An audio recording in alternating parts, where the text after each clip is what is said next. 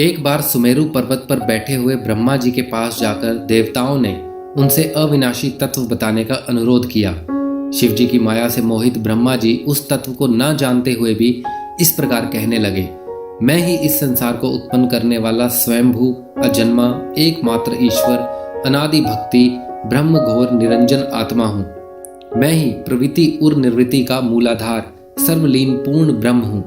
ब्रह्मा जी ऐसा कि पर मुनि मंडली में विद्यमान विष्णु जी ने उन्हें समझाते हुए कहा कि मेरी आज्ञा से तो तुम सृष्टि की रचयिता बने हो, मेरा अनादर करके तुम अपने प्रभुत्व की बात कैसे कर रहे हो।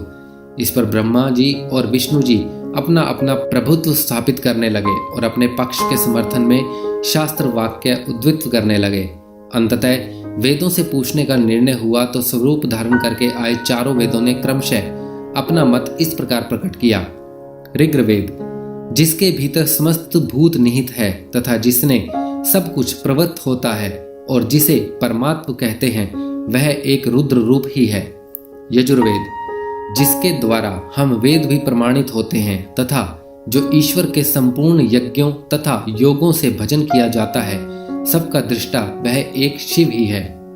सामवेद, जो समस्त संसारी ज्ञानों को भरमाता है, जिसे योगी जन ढूंढते हैं और जिसकी भांति से सारा संसार प्रकाशित होता है, वे एक त्र्यंबकम शिवजी ही हैं। अथर्ववेद, जिसकी भक्ति में साक्षात्कार होता है और जो सब या सुख दुख अतीत अनादि ब्रह्म है, वे केवल एक शंकर जी ही हैं। विष्णु ने वेदों के इस कथन को प्रताप बताते हुए नित्य शिवा से रमण करने वाले दिगंबर पीत वर्ण धूली धूसरित प्रेमनाथ कुवेटाधारी सर्ववेष्टित वृपनवाही शिवजी को पर ब्रह्म मानने से इंकार कर दिया। ब्रह्मा विष्णु विवाद को सुनकर ओंकार ने शिवजी की ज्योति नित्य और सनातन पर ब्रह्म बताया, परंतु फिर भी शिव माया से मोहित ब्रह्म विष्णु की बुद्धि नहीं बदली। उस समय उन दोनों के मध्य आदि अंत रहित एक ऐसी विशाल ज्योति प्रकट हुई कि उसमें ब्रह्मा का पंचम सिर जलने लगा। इतने में त्रिशूलधारी नील लोहित शिव वहां प्रकट हुए तो अज्ञातवश ब्रह्मा उन्हें अपना पुत्र समझकर अपनी शरण में आने को कहने लगे। ब्रह्मा की संपूर्ण बातें सुनकर शिवजी अत्यंत क्रुद्ध हुए और उन्होंने तत्काल भैरव को प्रकट कर उससे ब्रह्मा पर शासन करने का आदेश दिया। आज्ञा का पालन करते हुए भैरव ने अपनी बाएं उंगली के नाखून से ब्रह्मा जी का पंचम सिर काट डाला। भयभीत ब्रह्मा शतरुद्धि का पाठ करते हुए शिवजी के चरण हुए। ब्रह्मा और विष्णु दोनों को सत्य की प्रतीति हो गई और वे दोनों शिवजी की महिमा का गान करने लगे। यह देखकर शिवजी शांत हुए और उन दोनों को अभयदान दिया।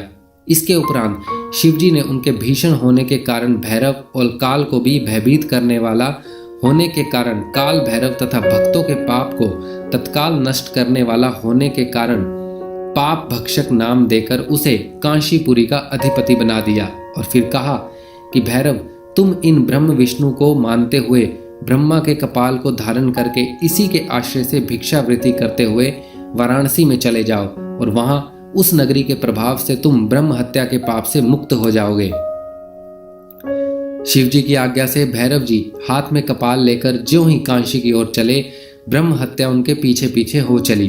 विष्णु जी ने उनकी स्तुति करते हुए उनसे अपने को उनकी माया से मोहित न होने का वरदान मांगा।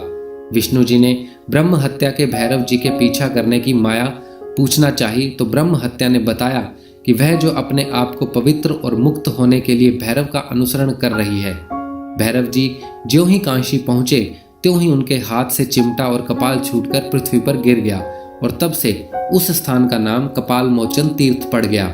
इस तीर्थ में जाकर सविधि पिंडदान और देव प्रीत तर्पण करने से मनुष्य ब्रह्म हत्या के पाप से निवृत्त हो जाता है। तो दोस्तों, ये थी हमारी आज की जानकारी।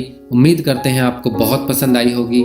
ऐसी ही और जानकारी प्राप्त करने के लिए प्लीज़ हमारे चैनल को सब्सक्राइब करें और अपने सुझाव हमें कमेंट बॉक्स में भेजें। धन्यवाद।